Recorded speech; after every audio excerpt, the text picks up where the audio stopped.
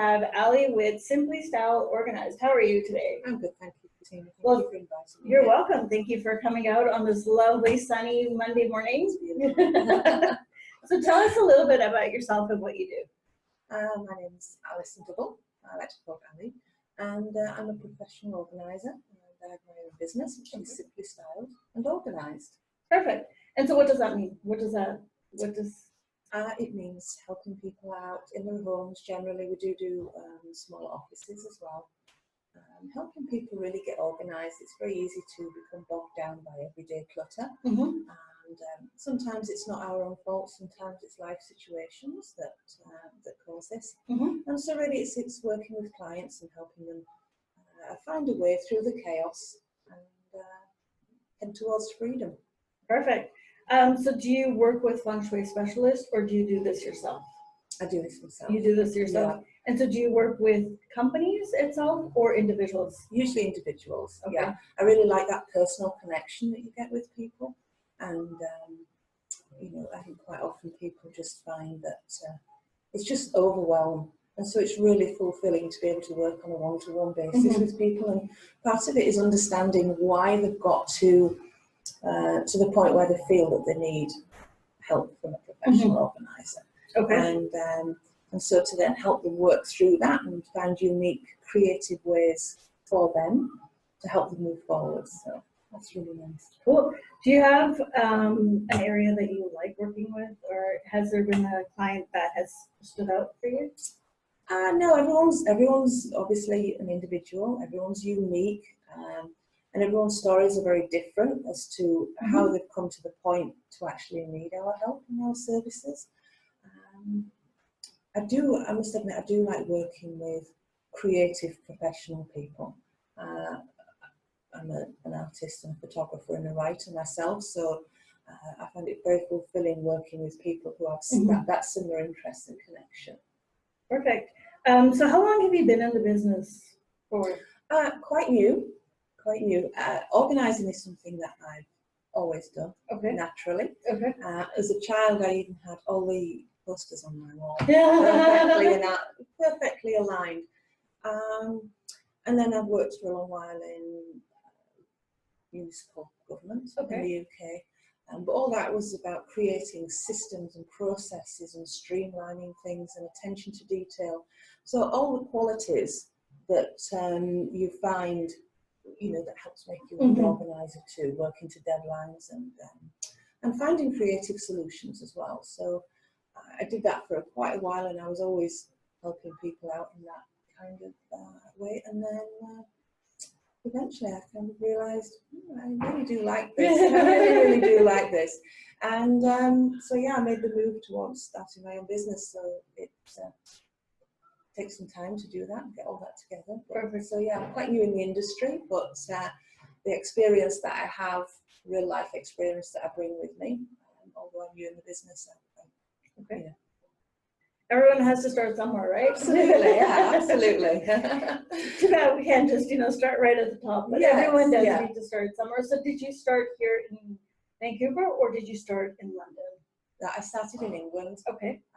Just doing it for friends, really, and we downsized and emigrated from England to come to Vancouver. So we lived that process as well. And so yeah, it's really just the last 18 months really. But I have been working with other professional organisers as well, which has been fascinating to see how everyone has a different way of doing things.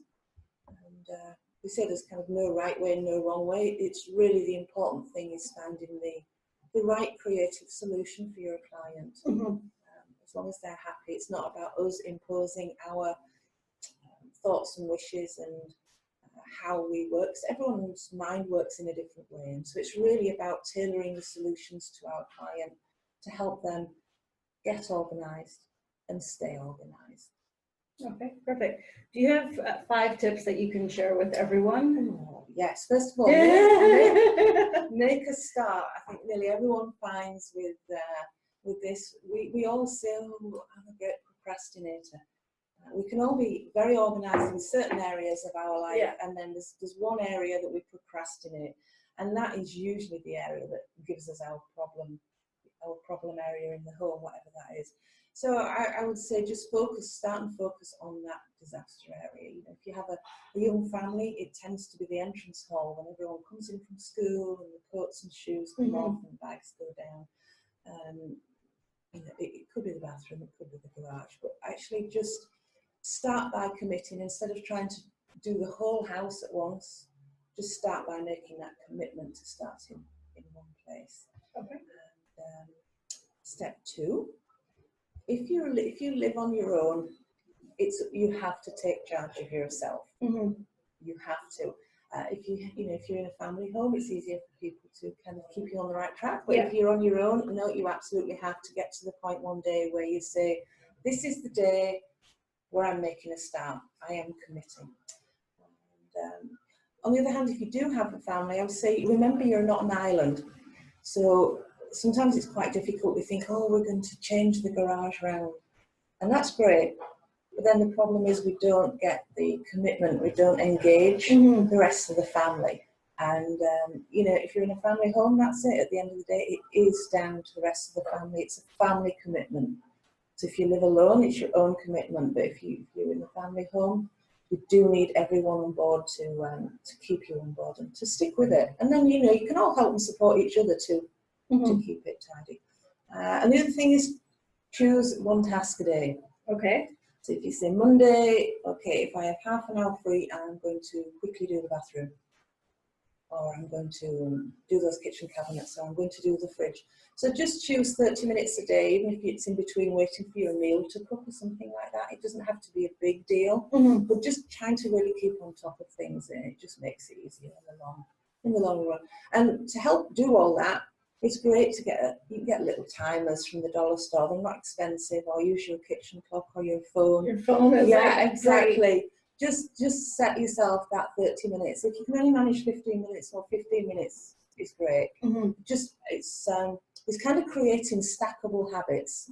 So once you get used to doing that and you establish that whilst your supper's cooking, for 15 minutes you go and do something else, and that soon becomes second nature. And I think that's the way forward. Perfect. Okay. Any other tips on that one? No, I think that's, well, I could you could go on. I could talk all day, but I don't think you want me to do that. But yeah, we as organisers, we're full of tips. So yeah. Tips is always good. We like tips. We always like tips. How do you give back to the community? In many ways. I'm a master gardener. Okay. And so through the summer months, I work with other master gardeners at a transition house for women and children fleeing domestic violence. I'm also an adult literacy tutor and work with adult learners. And those are my two main passions. And, that's pretty cool to me. Yeah. So then, do you actually use your organizing skills with your gardening as well? Absolutely. Yeah, absolutely. Even gardening is all about getting organised. You know, you have, depending on the time of year, certain things need deadheading or certain things need planting, and you know, your tools need keeping tidy. And if you're storing your tools in the garage, it's much easier to have them all, you know, arranged so you can go and find things. So yeah, I think organising comes into nearly every area of our life, even the adult literacy. You know, for people that are struggling with whatever subject it may be, sometimes just even understanding how to organise your revision schedule or your study schedule or your notes, that can be a big key or a big turning point for a lot of people in helping them to either understand the subject or how to move forward in the subject. So organisation really does run through so many areas of our life. It really does. And one I know in companies, it's filing. Yes, absolutely, absolutely. One thing I don't like doing is filing. But it has to be done, and it's funny you say that. And that's the reason that a lot of home businesses and entrepreneurs kind of find themselves that they need to call on us, because you're busy. You're busy starting your own business or keeping your own business running, and you know, filing is things that gets left, and then it gets to almost tax season, and everyone it's like, oh my God, what's going on? Oh, and then you have to kind of then commit a whole week to it. Yeah. You know, so again, like you say, it's easier just to do little bits as you go along and make sure that you deal with just even you know, just keep on top of everything every day a little bit. A few minutes pays off in the long run. That's key. Perfect. What makes you unique?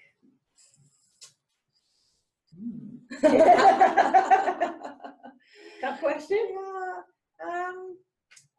Well, I guess the fact that I'm English in Vancouver is pretty unique. Yeah, that's pretty unique. That's pretty unique. I don't know. I'm quite eclectic, I guess, in my tastes and I like all kinds of music. I like all kinds of art. I'm happy to go dancing, and I'm happy to sit quietly with a book and read and do self-development. So, you know, there's many facets to me, I guess. Perfect.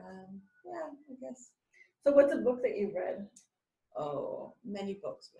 I've just read a really a good one recently, really good one, which really resonated with me, and it was The Desire Map by Danielle Laporte. Okay. She's a Vancouver writer, and she's talking about goal setting and how it should be more soul-centered rather than quantitative orientated. And that was fascinating. I actually found that I ended up bookmarking every other page, and I got to the end of the book and there was just this array of post-it notes stuck out. I was like, well, that's the sign of a good book then. When so I needed I had to go and reread it again just because there was just so many epiphanies, I guess. There's so many times I would be reading, you know, a page. Wow, yes, you know, she really speaks from the heart, and that was. You know, as an entrepreneur, that's something that, as you know, Fatima, that you constantly look into self-development and ultimately how you can best serve your clients. Exactly. And you know, I think you'll agree that, you know, how you do that creatively and from the soul is really important. Very true. There's a lot of companies that, you know, that are all about themselves. Yes. And you know, you don't see that they're going anywhere further or anything like that. And then you take a look at like Apple, you take a look at Virgin. They actually give back to the community, and it's huge to give back. It is, absolutely. I think it's a fundamental part of being a citizen here. It is. Absolutely. Yeah. I think it's because it's enriching in so many ways. Yeah. You get so much more. Not that you should do it to get more out of it, but I think if more people did it, they would just be absolutely. There would be more humanity. Oh, absolutely. I mean, if more people were doing it, definitely they would be hooked, and there would definitely be more compassion for the other person. There would definitely be a lot more humanity around the world, and we wouldn't have so much toxins going on.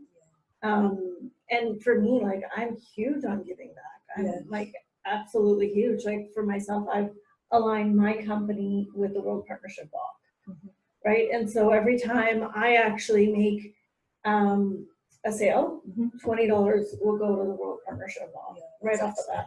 Not only that, but I also like am heavily involved with the World Partnership Walk, right? And so it's just aligning yourself with something that you value and you find important, and you can actually make a difference in people's lives. Absolutely. That's huge. That's something down the line that I want to do with my businesses, be able to create a sponsorship or a scholarship type of thing down the line. When I did a couple of years ago, I worked with an adult learner, and it was incredible what I actually say that I started off being the teacher and her the student, but in fact she taught me as much as I taught her, and she'd had a very difficult life, and her whole attitude to life and how she dealt with everything, and it was humbling, quite honestly. She taught me an awful lot, and she was very much in my thoughts. You know, despite all the hardships she'd gone through, she was a very pure soul, and really just appreciated. She had so much gratitude for everything in her day, and she's really inspired me that I really want to pay that forward to other people who are in the same position. She's unfortunately passed away now. May her soul rest in peace. Absolutely. So I'd really like to be able to continue that work forward, to be able to help other people, kind of carry her legacy forward. Really. So, I like that. Yeah. That's huge. So now, what would you tell your younger self if you had to go back? Oh, it's okay to be you. It's okay to be you. I think, you know, there's a lot of pressure from the media and social media now on, you know, for women especially, having to look a certain way or be a certain way. And I think what makes the world richer is your uniqueness.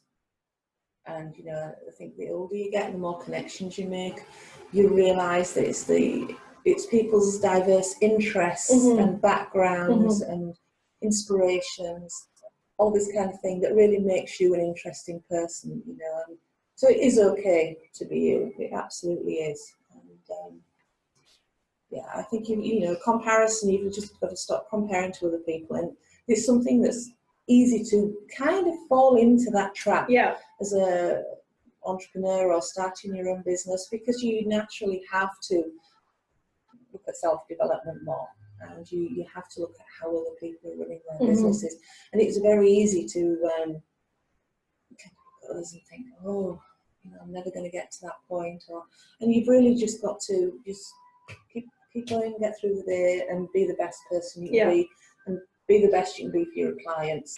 And, you know, I truly believe that down the line it'll all kind of fit together, but you know, just be the best you can be and get through the day, honestly, I think. So I like that. Like, I mean, sorry, go on. But one of my favourite quotes is, what you get by achieving your goals is not as important as what you become by achieving your goals. And that's Henry David Thoreau. And that's really one of my favourite quotes. And, you know, that links back to what I was saying about the volunteering. But even I think working with clients, you know, I think it's very apt. Is that very apt indeed? So what I was actually gonna say, that's okay. So like, you know, how we said earlier, like you got to start somewhere, right? Yes, and you know, we do as entrepreneurs tend to compare ourselves. You know, like, oh, I haven't reached this level, or I haven't signed on this client, or what. But you know, every opportunity is a learning opportunity for us, right? Yes. So it's like you said, you don't want to be comparing yourself to others, because you each have your own journey. We all have our own journey. Absolutely, and the same way how we interact with clients. You know, the same with the job you do or what I do. You could line up 5 different organisers or 5 different social media experts, and everyone has a different way of looking at things, a different way of creating. Exactly. So, you know, I think you have to celebrate your individuality and go with that, because, you know, different people want different things. Some people want, that's right, you know, a hand-holding approach, coaching approach. Somebody else wants it just doing and you know, bring it back to me when it's done. So yeah, I would agree with you. Knowing who you're working with, so you can serve them better. Absolutely, makes a huge difference. And of course, any industry, like if you don't have the skill set, outsource it, right? Yes. And you wanna be working with someone that you trust, right? And that you get along with, right? Because at the end of the day, it's your business that is on the line. It's your business that you're putting forward, and they're sort of your the face. Yes. Right. So you want someone that you can trust. Absolutely, and I think that's really important, not only for us when we go and work with a client to think, well, can I work with this person? Equally, I think it's important for the clients to do their due diligence, because not every business is the same. If it's a drain cleaning service, they're not all the same. They're not all the same. But particularly with your line of work in mind, it tends to be you get to know your client personally. Yeah. And certainly for organising, when you're working in their home, it can be very emotive. Yeah. Good or bad. You know, sometimes things can arise that they don't expect, emotions, and so it's really important, you know, that you have somebody that you connect with and that you feel you can trust, because it is a process. It is, and that is fundamental. I think to have that good connection, that is the conduit to a successful relationship. And also with your industry specifically, like you're actually going into their homes. Absolutely. Right? So it's like, again, there's that trust, because you don't want to have anybody just sort of coming into your home and say, okay, do this, do that. But it's like, you need to have that friendship. You have to have that trust. Absolutely. And the main thing, I think, is we have to be able to listen. We have to be able to understand. And, you know, as I say, work with them to find a way forward. And I think for every organizer that I've met and talked to so far, we're almost like doctors or counsellors or psychologists. What I mean is in the sense of the way that whatever our client discusses with us in the home, whatever we see in the home, it stays. As soon as we leave and shut that door, that's it. You know, so the privacy is the utmost thing, of course, in every way. So that's paramount. Perfect. So is there a client that sort of sticks out to you? Not really, to be honest, because everyone is so different, and you get to know everyone really very well because it is such a personal process. You know, you get to spend a reasonable good amount of time with them to help them work through. And everyone's different. You know, I can't say I have a favourite, and it's each time you go and meet somebody is so unique. It's so different. You know, even if it's a garage, believe it or not, garages are full of, you know, you've got personal stuff that hasn't been put away somewhere else. Then you've got the fitness and the vacation stuff. So you know, it's every time is different, which is what makes it such an awesome job, because it's not mundane, it's not regular, and that's what makes it really exciting. Perfect. So then, do you have repeat clients, or is it sort of one-off? Up to pressing when you had one off, and that's good.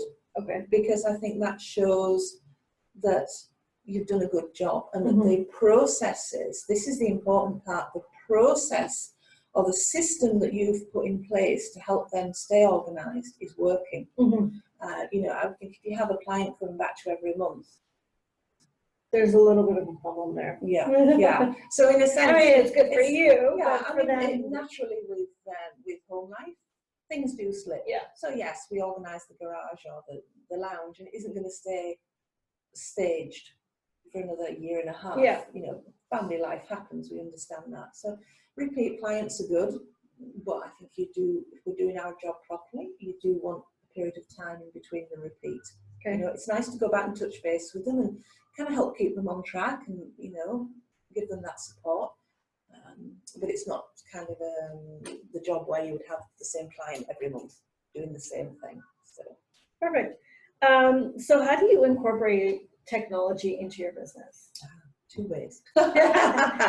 Of course, where would we be without our phones and laptops and iPads? They're just so useful. And of course, social media is a really great way to interact with your clients, especially through FireFox Media. Thank you. And you know, it's a really good way of being able to keep up to track with self-development. But there again, the old technology is good too. The good old pen and paper. There's a lot to be said for the actual creative flow of writing.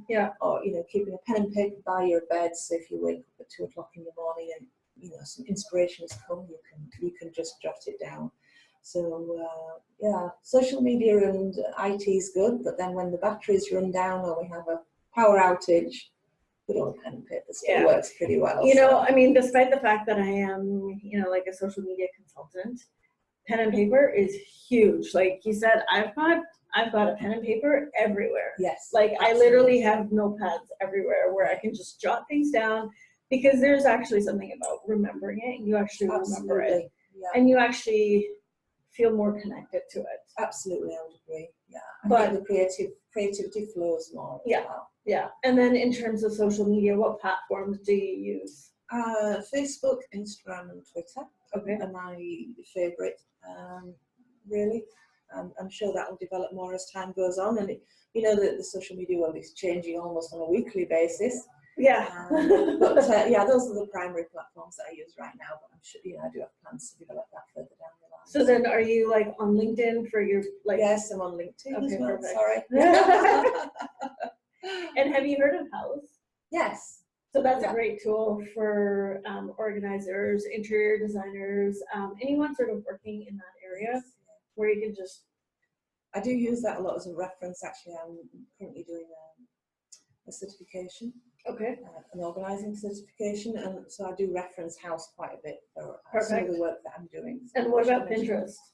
Oh, Pinterest is so dangerous. I love Pinterest, but I hardly dare go on it because there aren't enough hours in the day I know. to, you know, and as somebody who is, I love books and I love learning, and so to me, you could just do Pinterest as a full-time job, to be honest, because there's so many great things that, yeah, you just kind of get off. You know, there's writing, there's art, there's organising, there's all these sewing, there's all these different There's things. different things. Books, yeah. So I'll be honest, I try and keep off Pinterest. Okay. Just because once I open that door, it's like a Harry Potter world. Once you open that door, I can be lost for weeks. So actually, Pinterest is a great tool for your industry as well, because it's very picture forward, and you can have like different areas that you've organized. So with Pinterest, yes, it is very addictive. But you know, like you said yourself, set a timer. Thank you for that tip, though. 15 minutes, set a timer of 15 minutes. Yes. So you basically go in, do whatever you need to do in that 15 minutes. Yeah. Make sure you do create your post, and you are posting and you're interacting with your clients. And then you have like, say maybe like 2 or 3 minutes just to sort of scroll and do whatever you want. Okay, perfect. Open Harry Potter's world. Well, thank you for that tip. That's a really good point. So for, you know, for other entrepreneurs as well, Yes. to utilize Pinterest as a platform. So I appreciate that. Yeah. Hot tip. Thank you. It's a very hot one, and that's what I have to do myself, because Pinterest it's pretty addictive. So, who's your ideal client? I would say, in an ideal world, it's professional or creative, ideally lady. Okay. And you know, 30s plus. That's my ideal client. Yeah. Okay. And do you work with realtors? I'm just starting to. Okay. I'm just starting to understand the benefits of not only that for my business, but for their business too, to bring added value to their clients. So that is something that I'm certainly looking to develop for sure. Perfect. What mistakes have you made and learned from them so far? Oh, I would say honestly, the big one, not listening to my gut instinct. Not listening to my gut instinct. That's a huge one. It's huge. You know, I've self-doubted. Yeah. And every time, you know, when you have that little inkling of, I don't know about this, or the situation, or the person, or the timing, or whatever it is, when you have that little niggle, yeah, the times that I've ignored it, I can honestly say it's usually, you look back and you think, I knew at the time. So I am learning to listen to my gut instinct, and sometimes that's hard because you start to self-doubt. You think, well, what if I'm wrong? So, you know, it's kind of like a game of chance, I guess. But as I'm getting older, I'm learning to kind of step into that and own it, and just go with my gut instinct and stay with it. I can definitely say, like, working with your gut is huge. Yes. Right? Like, I mean, you already know the answers from within, right? Yeah, sometimes we do need that affirmation or confirmation saying, yeah, we are on the right path. Yeah. But you know, if you don't listen to your gut, it's just going to make things a lot worse for you, whether it's professionally, whether it's personally, or whether it's like in investing. Yeah, right? Absolutely. It's that gut, just, it's your first reaction. I could be getting this wrong, but somebody mentioned a few weeks ago that there are more neuron sensors, or there's more sensory things in your gut than in your brain. Yep. Well, that explains. Yeah, that's why we should listen to our guts. I think, you know, for me, sometimes as an entrepreneur, you're really trying to build your business and new clients and be the best you can be in all areas, you know, so with your home, with your own home life, with your business, with your clients and friends and self-development, and you know, you tend to say yes sometimes when you should be saying no. And that's a big one as well, and I think that goes back to your gut instinct. Yeah, definitely. Like, if you, even with clients, like, you can sometimes just tell that they're going to be really tough clients. I've had to fire clients because they've been just so tough, and I didn't listen to my gut to say, hey, you know what, I don't need that. And sometimes if you know you're a client, whatever industry it is, they need to be ready. Yeah. They absolutely need to be ready. And Yeah. if it's not the right time for them, you know, it has to be the right time for them. And it's got to be the right fit. Absolutely. I mean, it all comes down to being the right fit, the right person for the job. Absolutely. Yeah. You know, like, and that chemistry, right? Absolutely. Really, Yeah. businesses now are more so about relationships as opposed to, okay, let me see the bottom dollar. Yeah. Yes, the bottom dollar is very, very important, Absolutely. Yeah.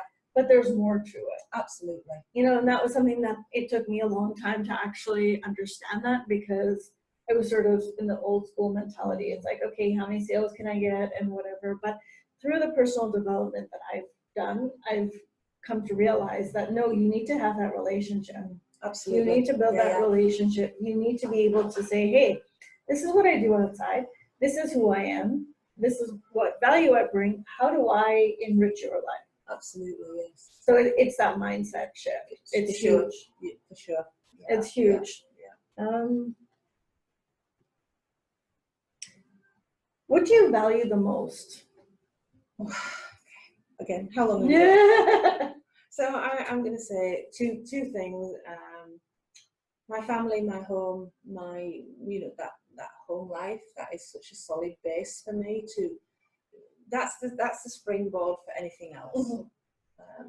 That's just so important to me. And the other thing I would say, quite honestly, people with a pure and honest heart. You know, I want to work with people who are honest and ready. Mm-hmm. You know, whether that's fellow business associates or clients. Dishonesty, and that comes in many forms. Mm-hmm. You know, we can be emotionally dishonest, we can be verbally dishonest, you know, all kinds of things. So, you know, I think life's too short, quite honestly, to play games.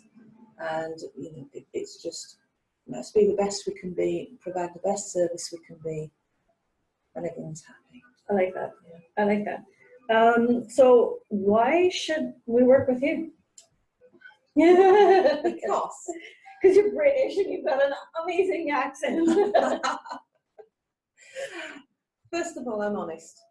I'm absolutely honest. I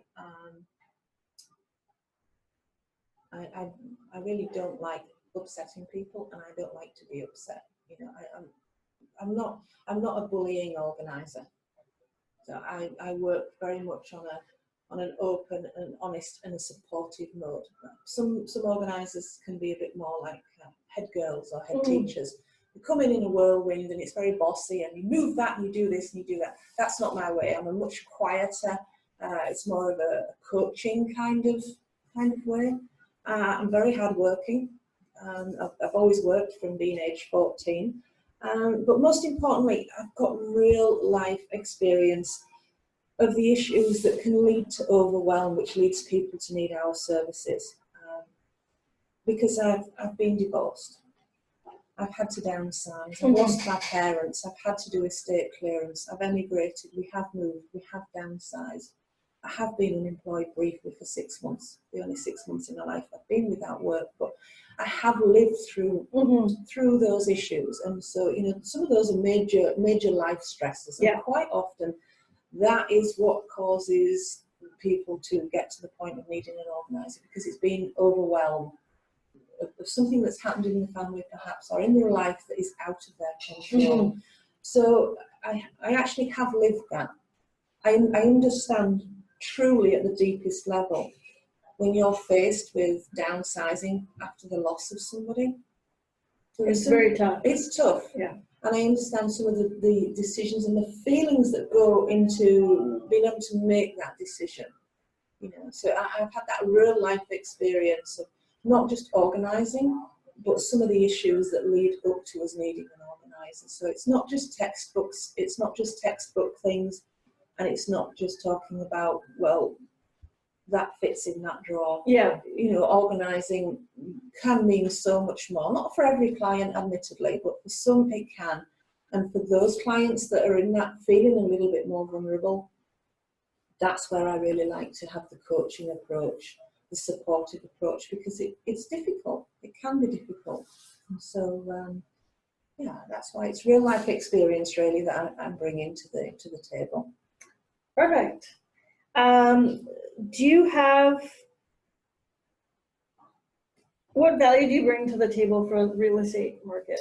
Well, as I've just mentioned, it's real life experience. It's real life experience. And quite often, if you're going to move house, at some point you do need to declutter. Mm-hmm. You may need to downsize if you're changing size of your property radically. But even if you're not, even if you're moving from one home to another, it's a good point to declutter because we all accumulate so much stuff. Yep. And certainly it's bringing in the skills of creativity and ideally repurposing where possible as well. You know, IKEA and places like that are absolutely amazing. But it's finding ways for people to be able to utilise if you're downsizing, Yeah. to be able to bring some of your favourite things with you and maybe find different ways of utilising things. So it's that creativity. And yeah, so it's... Well, I mean, thank God for our phones, because if there's something that, you know, someone's really attached to, but you know that they need to let it go, take a picture. Absolutely. That's a great way to store things and, you know, have it there. Absolutely. And there's so many great ways. I mean, recently my son was right now, he's a bit of a geek. And he had all these t-shirts that he really, really liked, but didn't want to part with them. So I made him a geek blanket, like a geek quilt. It took some time, but it was a really nice, now he's kind of got a memory blanket. Yeah. So, you know, that's part of the fun part of our job, is finding ways for our clients as well that they're faced with this difficult decision potentially of parting with things, and it's helping them find creative solutions that helps them either repurpose, recycle, reutilize, you know, or let go, whatever it is. So yeah, I like that idea of the memory blanket. That's kind of cool. I mean, it's not going into the landfill, like you said, it's being reused, so it's nice. And then, you know, that can actually be something that can be passed on generations. Exactly. You know, I think that's you know, we tend to think of heirlooms as being something that came from great grandma Velda 60 years ago, and it doesn't have to be. You know, I think you can make your own heirloom. Yeah, you can make your own heirloom or legacy, and I think, you know, using that thought, I think sometimes to whether you part with things or keep them helps you make those decisions. Yeah. Do you have any parting words for our viewers? Just check out my Facebook page, and I'd love to hear from you. Follow me on Instagram at Organizer Allie, or Twitter, and yeah, just make the decision. If you have any thoughts about a garage that needs degunking or a kitchen that's bugging you, just make that commitment. I'm going to start tonight. Get your phone out, set your timer for 15 minutes. If you do it for a week, you will soon have created a habit which you can build on. Perfect. Well, I look forward to hearing from all of you and your responses and how your 15-minute challenge goes. Thank you very much, Allie, for joining us. Thank you very much. And we look forward to you having you around again. Perfect. Thank you. Thank you. Bye-bye. Thank you, everyone, for joining us live.